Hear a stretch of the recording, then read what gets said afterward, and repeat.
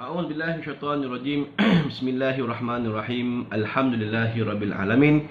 Wassalatu wassalamu ala asyrafil mursalin wa ala alihi wa sahbihi ajma'in. Amma ba'du. Assalamualaikum warahmatullahi taala wabarakatuh. Para penonton, para jemaah yang dihormati lagi dimuliakan, alhamdulillah.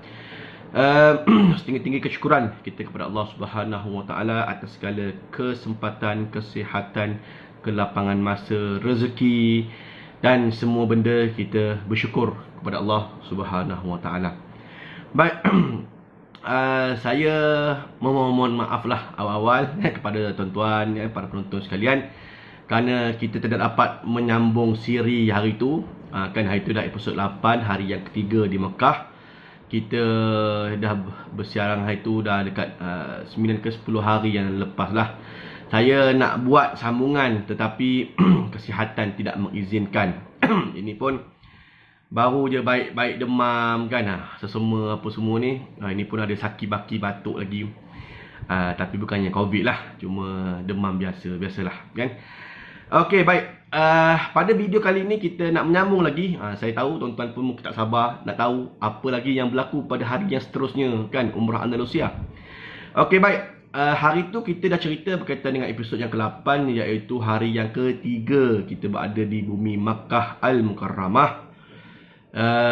Termasuklah penerangan HSO di Madinah. Saya terlupa hari tu, jadi saya masuk ke dalam episod yang ke-8. Jadi pada episod yang ke-9 kali ni, iaitu pada hari yang ke-4 di Tanah Suci Makkah Al-Mukarramah. Jadi apa yang pula yang berlaku? Okey, baik.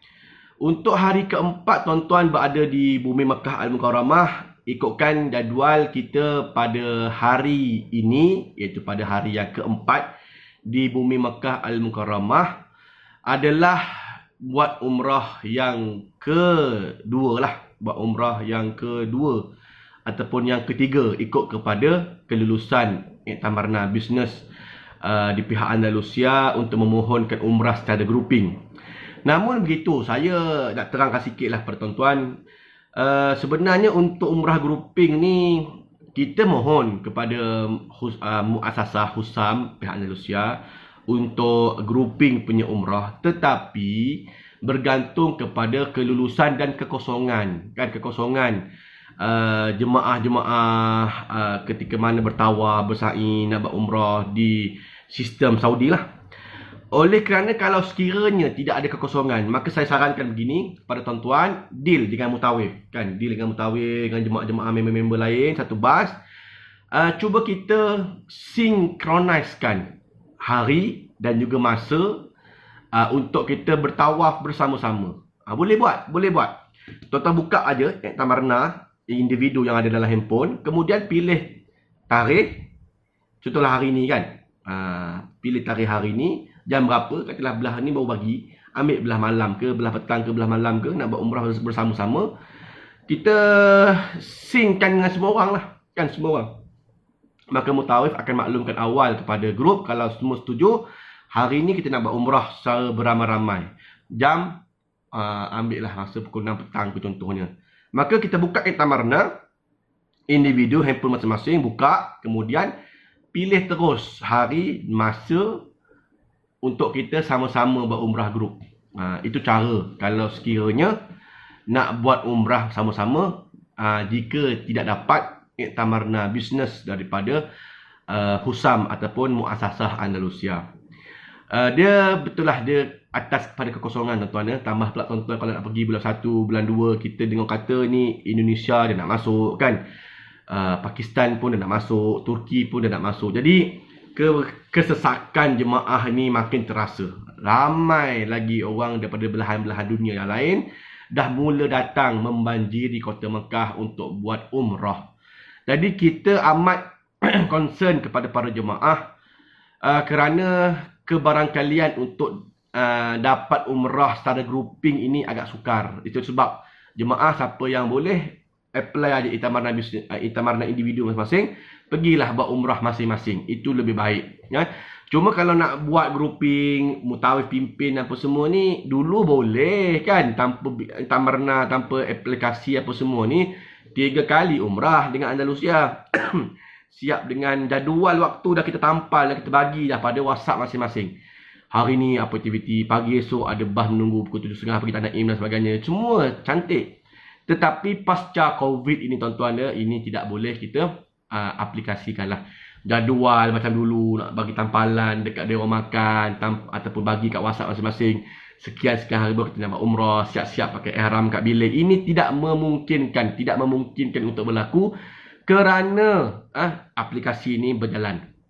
Maka oleh demikian, cara untuk kita dapat buat grouping beramai-ramai tadilah saya kata, iaitu kita bagi tahu mutawif, kita deal kawan-kawan kita semua satu bas untuk ambil satu masa saja. Tarikh yang sama, masa yang sama, kita masuklah kita pergi buat umrah. Cuma bas kita adjust kan. Bas tak ada masalah kan. Kalau sekiranya bas pada muassasah tak ada, kita boleh aja kan. Mutawif boleh aja telefon bas tambahan untuk kita pergi ke Tanah Im kan. Kurang lebih seorang bayar dalam 20 rial beres tu kan. 20 rial bagi kat mutawif bayarkan bas, kemudian pergi dan balik kan. Terus saja daripada hotel balik, terus saja di terowongan bawah Masjidil Haram, naik dengan siap ihram apa semua. Jadi kalau nak buat, ini harinya. Hari yang keempat ni, sebab hari yang keempat ni masih lagi belum busy. Tuan-tuan pun tak ada apa-apa aktiviti daripada pihak Andalusia. Semalam dah ziarah luar kan. Hari yang ketiga dah ziarah luar kota Mekah. Jadi hari ni hari yang free and easy. Jadi tuan-tuan gunakan masa yang sebaik mungkin untuk perbanyakkan buat umrah lah kan. Nama pun nak pergi buat umrah. Jadi kita buatlah umrah daripada kita tidur aja kat bilik.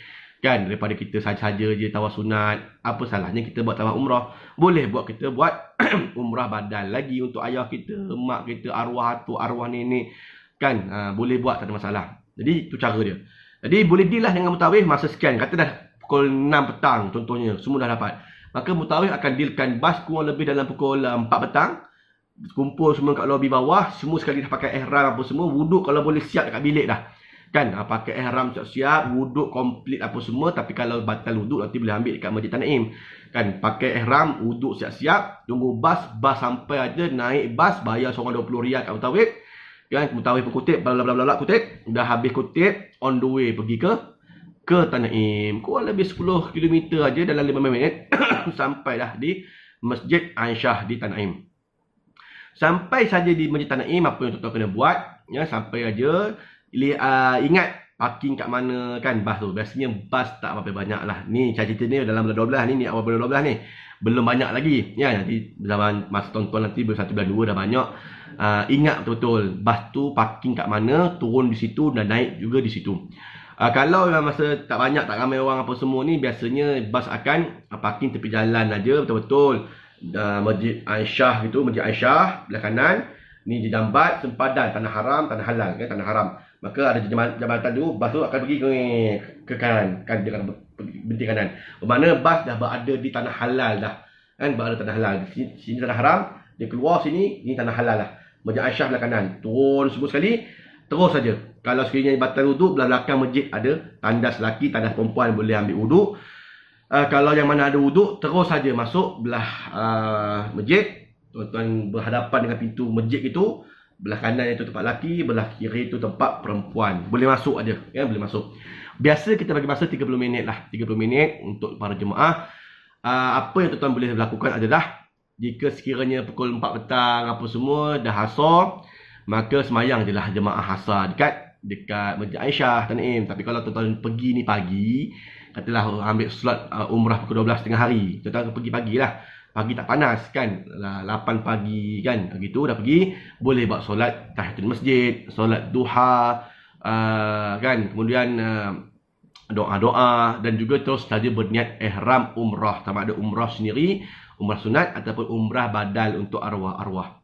Kalau belah petang, tunggulah lepas solat asar ke kan, lepas solat asar, tuan-tuan terus saja naik bas semula. Jadi sebelum asar tu masuk, jadi tuan-tuan boleh buat tahiyatul masjid, boleh solat sunat ihram. Kalau dah masuk waktu asar, tak boleh lagi solat sunat ihram, kerana dah melepasi waktu asar, waktu dah diharamkan solat sunat.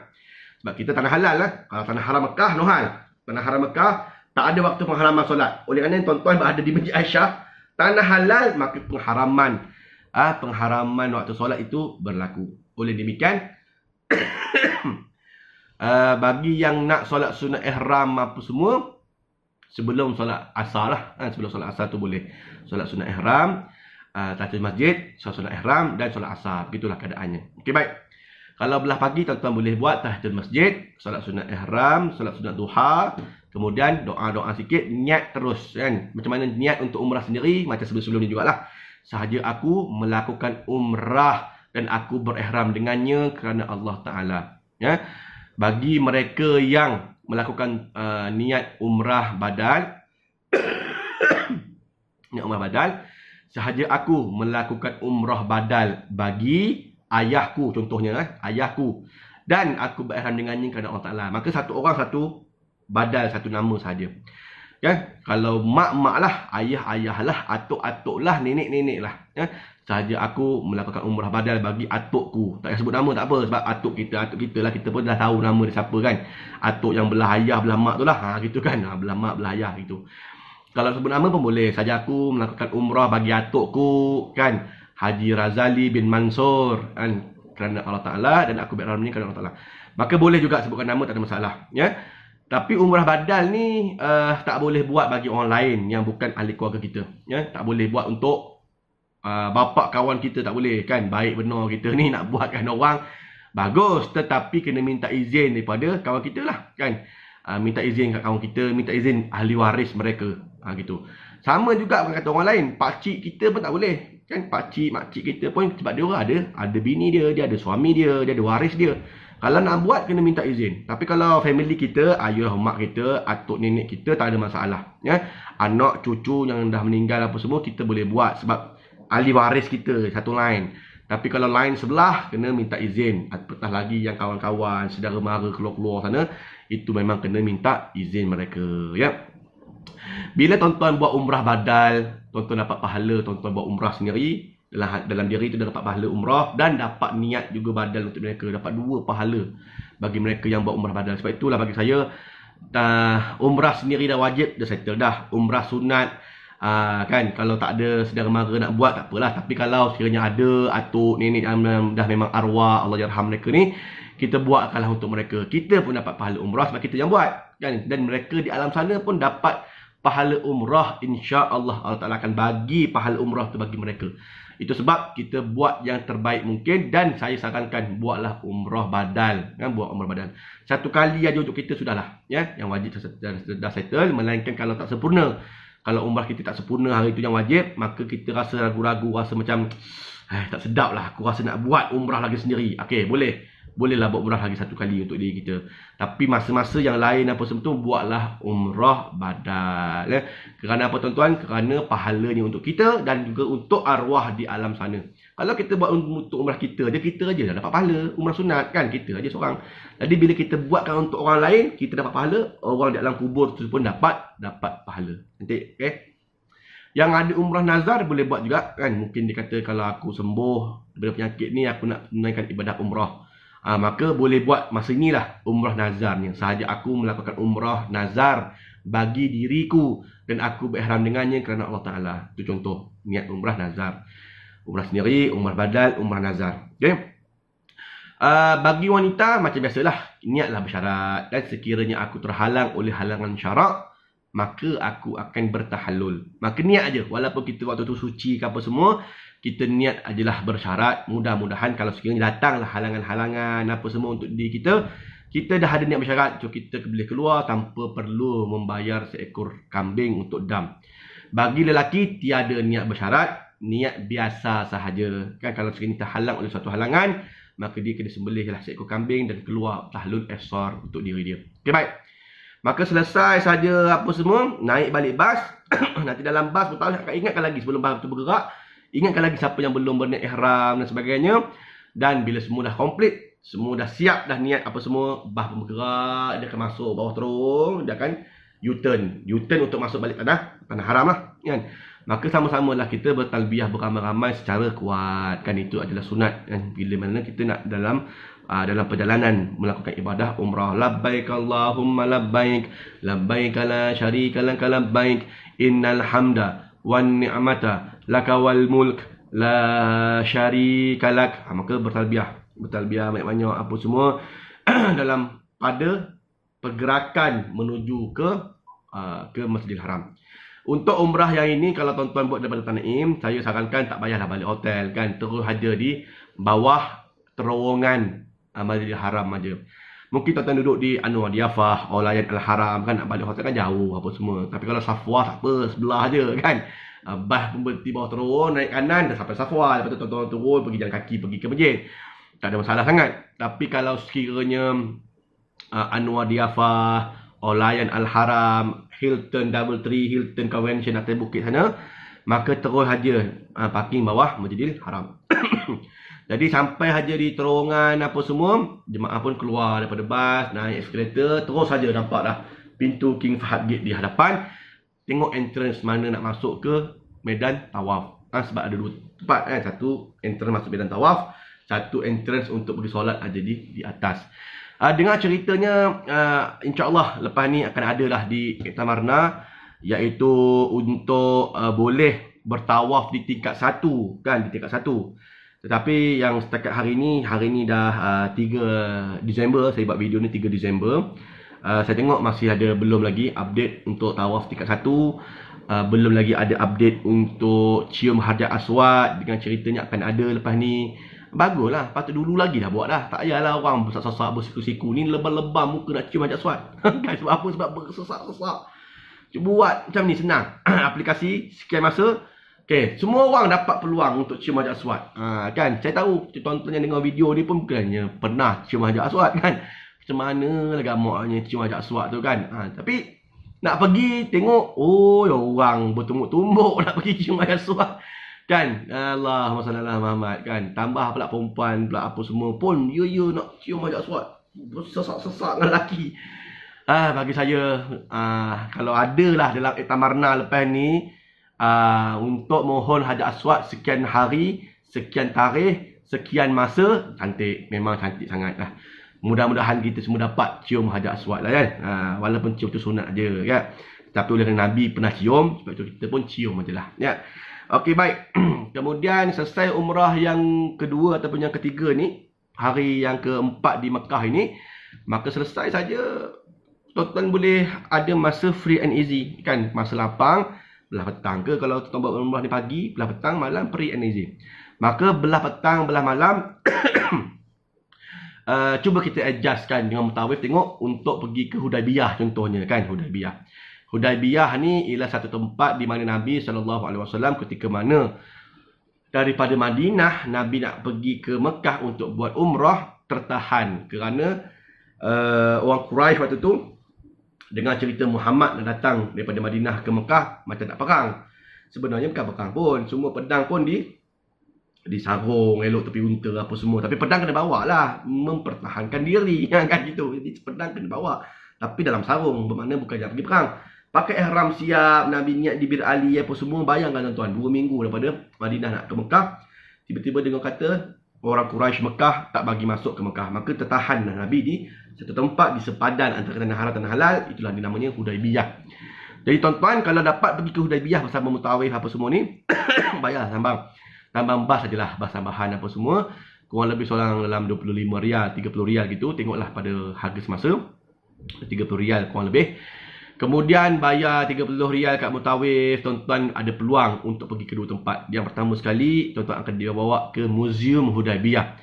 Ini museum, dia ada tasrih kebenaran untuk masuk. Jadi mutawif akan dapatkan tasrih tersebut. Tuan-tuan boleh pergi. Ini belah petang ni, belah petang. Apa-apa tak ada apa-apa aktiviti, pergilah ziarah. Di situ ada barang-barang peninggalan lama. Nama pun museum kan, Museum Hudaybiyah. Barang-barang Masjidil Haram, Masjid Nabawi yang lama-lama, zaman-zaman Turki Uthmaniyah, Abbasiyah, Umayyah dulu-dulu tu. Zaman-zaman pemerintahan Raja-Raja Saudi yang dulu-dulu. Semua tiang ke tempat cium Hajar Aswad, dia punya kerom apa semua tu, semua ada kat Museum Hudaybiyah. Replika pintu masjid lama kan, mesin tenunan kelambu Kaabah dulu-dulu punya, replika Masjidil Haram yang baru orang siap, tangga naik Kaabah zaman Turki Uthmaniyah dulu. Banyaklah nak cerita banyak. Tapi cerita dia tuan-tuan boleh pergi dan tengok sendiri kan. 30 minit ke 40 minit masa diberikan untuk pergi ziarah, boleh ambil gambar dan sebagainya dalam tu. Ada tempat telaga, apa nama? kepala Telaga Zamzam dulu pun ada disimpan di Muzium Hudaibiyah. Bermakna tuan-tuan ada peluang untuk melihat lihat di Muzium Hudaibiyah. Bagi yang pernah pergi mungkin terbayang-bayang lah kan. Bagi yang belum pernah pergi, pergilah kan, pergi. Kalau ada mutakhir buat tu pergi kan. Ziarah-ziarah ni jangan tinggal tuan-tuan. Ziarah-ziarah tambahan apa semua jangan tinggal. Memanglah Andalusia tak menyediakan ziarah yang banyak. Kalau semua ziarah nak buat apa semua, package mahal lah kan. Mahal kau tak nak pergi pula. Jadi ini adalah optional kan. Tuan-tuan mutawif akan buatkan ziarah-ziarah apa semua. Tuan-tuan nak pergi tak nak pergi itu decision masing-masing. Optional tour lah kata orang. Tapi bagi saya, tuan-tuan dah berada di Mekah Madinah, amat rugi kalau tak pergi kan. Setakat bayar 40, 30 rial, 50 rial. Kan kita nak berkira sangat apa semua sebab kita dah memang berada di tempat dia. Pergilah. Pergi ziarah ni, jangan kita malas. Jangan kita rasa tak apalah, tak ada apa pun kat situ kan. Pergi. Dah pergi tak apa kan. Dah pergi dulu, tak pergi tak apa. Tapi kalau tak pernah pergi, pergilah kan, pergi. Kerana banyak tempat-tempat ziarah kan. Ni kalau mutawif lain saya tak tahulah, tapi kalau saya memang bawa banyak kan.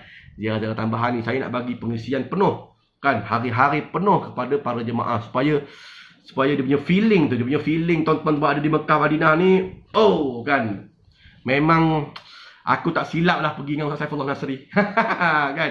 Memang tak silap lah pergi dengan dia sebab macam-macam tempat bawa kan. Memanglah duit kena keluar apa semua kan, tapi kita rasa seronok sebab puas hati semua tempat kita pergi. Ni cerita lebih-lebih. Siapa nak pergi umrah dengan saya, bolehlah kan. Gitu kan. Tapi kalau mutawif lain, saya tak tahulah dia nak buat ke tak nak buat. Tapi kalau ada mutawif buat, pergilah. Ziarah tambahan ke Muzium Hudaibiyah.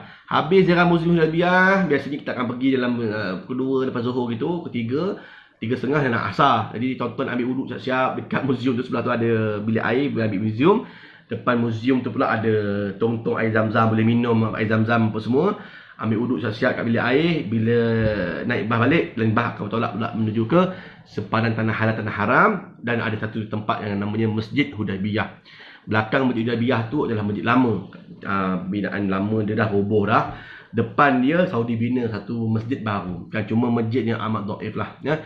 Kalau tuan-tuan tanya saya kenapa masjid ini dhaif, tak macam Masjid Aisyah hebat kan, macam Bir Ali hebat. Kenapa Hudaibiyah buruk macam ni? Tanyalah orang Saudi kan, saya pun tak tahu. Sedangkan ni tempat yang Nabi pernah datang apa semua. Sebab itulah nilai penjagaan dia orang ni terhadap nilai-nilai sejarah Islam ni amat poor lah kan. Kalau lah saya rasa tempat-tempat sejarah macam ni banyak kat Malaysia, mungkin kita buatkan cantik-cantik kan, masuk entrance berbayar pun tak apa. Yang penting tempat yang Nabi pernah datang. Tapi beza dengan orang Saudi kan, sana bid'ah, sini bid'ah, sini khurafat, sini khurafat. Maka dia tak buat lah, dia buat gitu ala kadar sudahlah ya. Jadi boleh semayang, ada masjid boleh semayang apa semua, semayang asar kat situ. Kemudian tuan-tuan boleh naik balik bas dan menuju ke Kota Mekah untuk buat siapa yang nak buat umrah boleh ya. Kat situ siapa yang nak pergi Hudaibiyah ni ya, boleh bawa kat ihram siap-siap. Boleh buat umrah sebab apa? Sebab sepadan dah kan, sepadan tanah halal lah. Dah boleh dah niat ihram umrah dekat Hudaibiyah juga. Siapa yang nak buat lah umrah ke-3, ke-4, ke-5 terpulang lah ya. Jadi pagi tadi dah buat umrah Tan'im, petang buat umrah Hudaibiyah pula. Oh, cemerlang. Tapi siapa yang tak nak buat, tak ada masalah, boleh pergi ziarah saja ya. Di situ tuan-tuan boleh ambil wuduk jugalah. Ada bijet, ada tempat ambil wuduk boleh juga. Dan nak rasa air wuduk yang agak-agak masin sikit, itulah dia di Hudaibiyah. Sebab dia punya air tu tak ada suling punya, dia direct daripada air laut. Maka dia agak masin sikit lah airnya. Kemudian boleh ambil gambar kat belakang masjid lama yang runtuh tu. Depan-depan luar tu nanti macam-macam orang jual. Ada juga kacang, apa semua, kacang halal. Rasa halal. Apa nak rasa boleh rasa lah. Kan habis Hudaibiyah gitu, tuan-tuan dibawa balik pulang ke hotel masing-masing. Dan sebelah malam tak ada aktiviti juga. Belah malam punya pula, kalau siapa yang nak buat, ni contohlah kalau mutawif rajin kan, dia nak buat makan nasi unta kan. Oh, Kapsah Hashi Jabal Nur kan. Ataupun Kapsah Hashi Aziziyah. Makan nasi unta satu talam 3 orang itu, nasi unta. Bagi yang tak ramai rasa, jangan lupa pergi. Ikut makan nasi unta ni. Memang sedap. Saya tak makan unta, Ustaz. Tak makan unta. Kalau di Aziziyah ada ayam. Kan boleh minta ayam. Tapi kalau di Jabal Nur tak ada ayam, dia memang unta aja. Rasalah kan, bukannya kita nak makan kenyang tu sangat. Kita nak ada pengalaman aja, rasa, lepas tu kita bergambar beramai-ramai kan. kan feeling tu berbeza kan. Mungkin sebelum ni grup lain kita pernah pergi travel lain tak pernah bawa. Yang ni Andalusia dia bawa pergi makan nasi unta apa semua tu pergi ya. Kan belah malam biasanya lepas Isyak 9 ejabah tambahan juga siap dengan makan nasi unta apa semua tuan-tuan akan dibawa pergi ke Jabal Nur, dapat melihat Jabal Nur daripada dalam restoran tu nampak Jabal Nur. Ada orang naik nampak cahaya lilat-lilat atas tu. Kan? Jadi boleh pergi makan nasi unta, rasai kesedapan dan keenakan nasi unta ni. Kan? Saya cakap gitu dah terliur lah kan. Sedap no. Kemudian habis nasi unta tuan-tuan naik bas boleh pergi pula ke vitamin kan, satu kedai jus. Dulu ada kantong-kantong buah, apple lah, buah anggur lah, buah macam-macam bersilang-silang, ada bentuk love dan sebagainya, macam-macam bentuk ada. Tetapi oleh kerana Covid, itu buah kantong-kantong semua dicabut. Sebab orang pegang-pegang tak boleh kan Covid, maka Baladiah Saudi dia tak bagi bandar raya. Saudi dia tidak membenarkan untuk kantong-kantong ni, jadi boleh order jus lah. Apa jus yang paling sedap situ? Avocado. Memang sedap lah kan.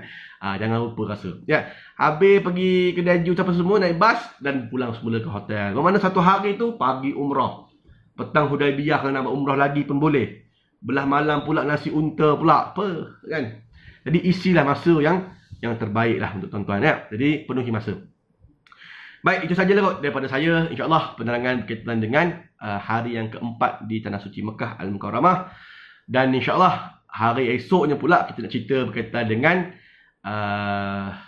hari yang kelima, iaitu kita akan di swab test kan, dijolok hidung untuk proses balik ke tanah air ya.